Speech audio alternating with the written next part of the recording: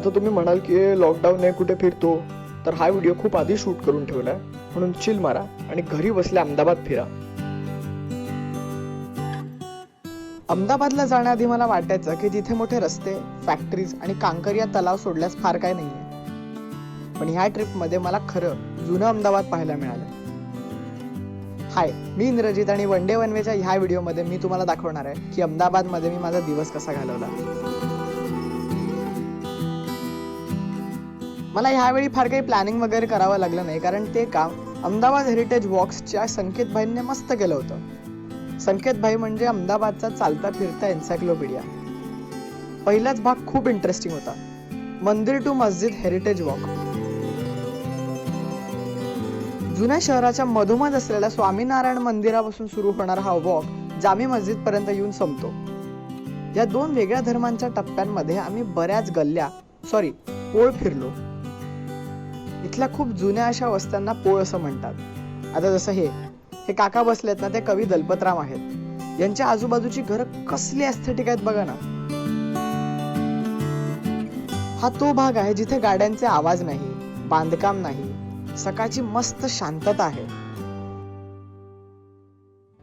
संकेत भाईंनी ह्या पोळच्या गमती जमती आम्हाला सांगितल्या.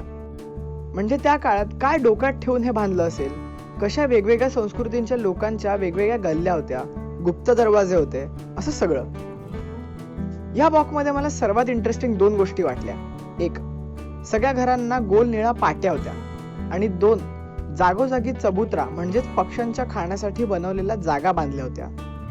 या वसाहतींमध्ये जैन व मराठी शैलींची पण घरं होती.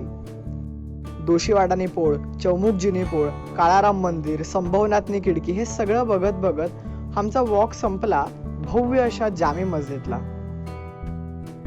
इतका फिरून मी खूप थकलो होतो, पण तो थकवा घालवण्यासाठी अहमदाबाद मध्ये परफेक्ट जागा आहे, साबरमती आश्रम. अहो, इथूनच तर मिठाचा सत्याग्रह सुरू झाला होता ना. ह्याच झोपड्यांमध्ये एकेकाळी गांधीजी वावरले होते. इथल्या कोणत्या तरी खोलीत सत्याग्रहाच्या योजना ठरवल्या असतील. साबरमतीच्या किनारी एका शहराच्या मधोमध असलेल्या या गांधी आश्रम मध्ये कमालीचं वातावरण अनुभवलं. ह्याच साबरमती नदीजवळ दर रविवारी एक मॅसिव्ह बाजार भरतो.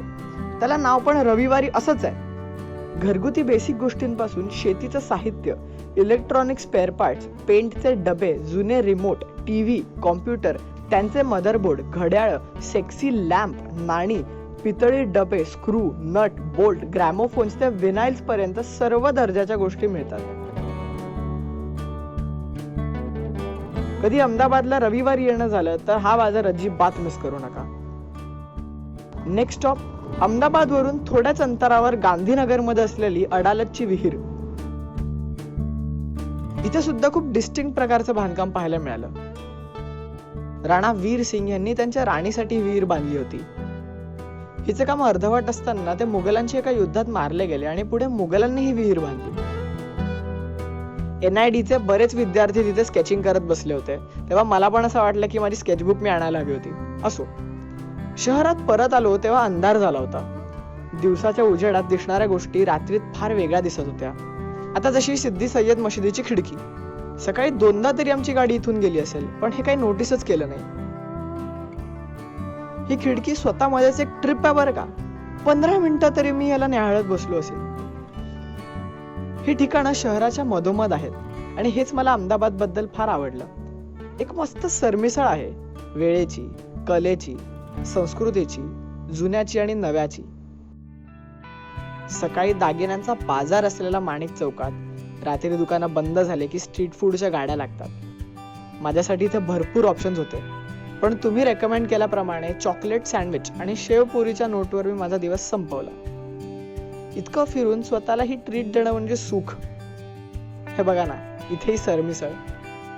को एक्झिस्टन्स म्हणजे काय ते अहमदाबाद मध्ये येऊन शिकलो. तर हा व्हिडिओ कसा वाटला ते आम्हाला नक्की सांगा.